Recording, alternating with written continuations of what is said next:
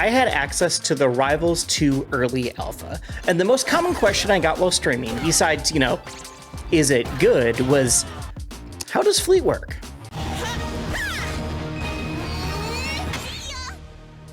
If you don't know, Fleet is the first brand new character for Rivals 2. She wasn't in Rivals 1, and was actually introduced in Dungeons of Aether, a turn-based tactical dungeon crawler set in the Aether universe. So Rivals 2 was her first foray onto the battlefield. More specifically, I was usually asked, hey, how's the dice thing work? And we're gonna get to that, but first, I think it makes more sense to start with Fleet's overall fighting style and game plan, and then we'll move into the more nuanced mechanics. Sounds good? Alright. I kept hearing a lot of other characters ascribed to Fleet's game style. She's like Samus, she's like Eliana, she's like some other zoner with a projectile. And all those people are wrong. Honestly, I think the character that Fleet plays the most like is Project M Pit. It's not 1-to-1, but I think it's fairly close.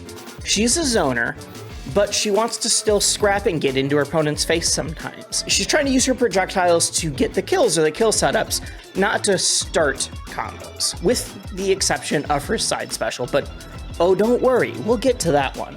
Fleet tends to need to play a little bit more mid-range or even close up to start her game plan in order to initiate it. Her kill moves tend to be a little too slow to throw out or fish for something in neutral, so you really need to get a setup, like her grab, her side beat, one of her tilts to pop the person in the air, or even just forcing them off stage and going for an edge guard. Or any move that procs her wind explosion. Let's go, it's time to talk about the dice mechanic now. Woo! Fleet specials are what really makes her kit work. Independently, her normals are cool, but they're not cohesive. She can combo and initiate with her basic moves, but it's not going to be nearly as consistent. Meanwhile, adding in her specials allows her to really meld those together. They're going to be a lot more reliable, and they're going to open up new combo routes and kill options. 1 second, my dog is whining. But I'm recording right now. This is your fault. Hobbs, touch. Touch. I'll give you a treat. There you go. The crown jewel of Fleet specials is her neutral special. You see that? That's it. Fleet's neutral special powers up her next move that uses an arrow. After a hit from any of those moves, it places a timed explosion on her victim. Her neutral special doesn't do anything by itself, it's just a resource to use. And the dice isn't RNG, it's not a random number generator. It's just an indicator of how many charges she has left. You start at 3, and you can go up to 6 and down to 0. I wouldn't be surprised at all if this is something that's changed before the actual release of the game. Literally everyone that sees it thinks that the dice means random. The dice are from Dungeons of Aether, and so it's a cute callback to the game, but it's just not clear. I think we're gonna get some sort of indicator or even a different animation with the dice instead. As for the actual resource utility, Fleet can have a maximum of 6 charges, with down to 0, like I said before. If you press neutral special, it lowers it by 1. And if you press it again before you actually hit with one of those moves, it goes back up. So you're not forced to spend it, you can choose not to. If you hit the button when you're fully out of charges, she eats an apple, which gets 1 more stamina or 1 more charge back. There are other ways to recharge, and we'll definitely get to this in a minute. Okay, that's all neat, but what can you actually do with the wind explosion? And as it turns out, you can basically do anything. You can use it to start a combo, you can use it to finish a combo, you can use it to set up into an edge guard, you can use it as shield pressure. It's literally whatever you want. It is very important to realize that this registers after using any move that uses an arrow. You can place that wind mine with any of them.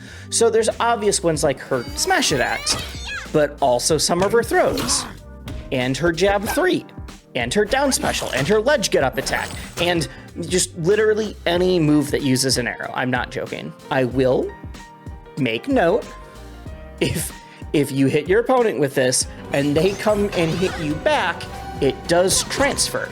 So be careful, or else you could die to your own arrow. Everyone knows how embarrassing that is. This is the one thing that opens up the rest of her game plan. You can definitely make her work without the wind charge, but there's a reason her special pummel and special getup both give her wind resources back. These two moves are how you're going to make sure you're staying stocked and you're not running out of stamina in the middle of the fight. If you like playing characters with resource management, Fleet's your girl. Her other specials serve to promote this plan. Up special is an angleable recovery with a hitbox on part of it, while the down special is a flip kick that shoots an arrow where she starts. It's a great way to shift your momentum quickly, especially combined with things like B reverses and wall jumps. It's super fun. And it can plant a wind charge, who would have guessed? Kind of think of it like a spot dodge that moves and attacks at the same time, but not really, because as I said that out loud, I think it's a really bad comparison, but whatever, I'll figure this out while editing. Her side B might be the best move in the game. It's really good. Fleet's side B is an angleable shot, not a crazy angle, like a small angle. It can't be combined with the charge, but it has a mini tornado trail after it. And that's what really matters here, not the initial part. This mini tornado will follow slowly, and it locks off a huge chunk of the stage because it's a slow moving projectile with a pretty decent active hitbox. In addition to stage control, it's even better on hit. The tornado will drag an opponent along with it, which includes things like into the air or off stage. Also, if you missed attack and you get hit by this, it jab resets you too and pulls you along. You're not safe no matter where you are. This sets up perfectly into a fully charged smash attack, into an edge guard, into starting a combo, into finishing a combo, into doing your taxes. It does not matter. It is the Swiss Army knife of long-lasting hitbox moves in the game. If it started up faster, it would not have an argument for the best move in the game because it just would be the best move in the game, uncontested. I'm also going to throw her float into this section. It's not a special move, but it is a special mechanic.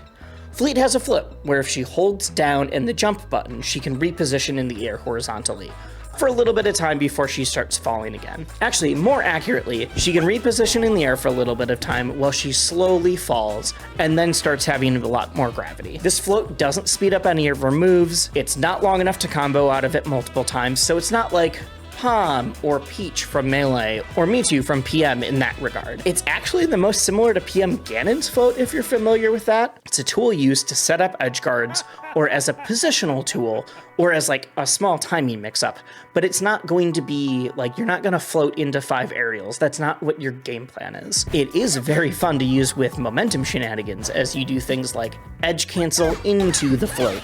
But it's not what our combo game is based off of like a lot of other float characters. So don't worry, she's not replacing Palm, she's not taking the spotlight there. It's just a small dash of flavor to add to her kit. The only aspect of Fleet's moveset I haven't covered yet is her aerials. So let's go over those quickly. Her forward air is a solid multi-hit move where she spins her bow and it's great for catching an opponent, while her nair bats people away. Her up air is an excellent juggle. Her back air isn't absurdly strong, but it is one of her only kill moves that doesn't rely on a projectile, so it's handy to remember that you've got that in your back pocket. And now, finally, by far her best aerial, her down air. Use it to snipe someone who's trying to scout your landing. Float into a down air for a mix-up on stage, or rain terror off stage with one of the best edge guarding tools in the game.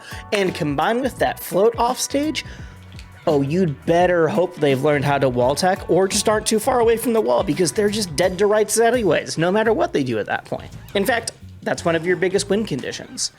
Chat. That was fucked up. Chat, we're deleting the VOD. Fleet is all about setups, and sometimes that's a wind charge pop into a smash attack, or you're gonna go for an edge guard because your edge guarding is so strong. Fleet is phenomenal at keeping someone in disadvantage when they're already high up in the air. It's just getting them into there is a little bit more of the struggle. She's phenomenal at keeping someone in disadvantage at high percent and finding a kill out of it, or by snagging early stocks through an edge guard situation. Fleet isn't like many other platform fighting characters. She's not a true zoner, but she's also not a true trap character. She really fills her own niche and is a blast to pilot around the stage. If you're a big fan of unique movement, unconventional combo structure, and one of the cutest character designs around, My aim is true. she just might be the fox for you.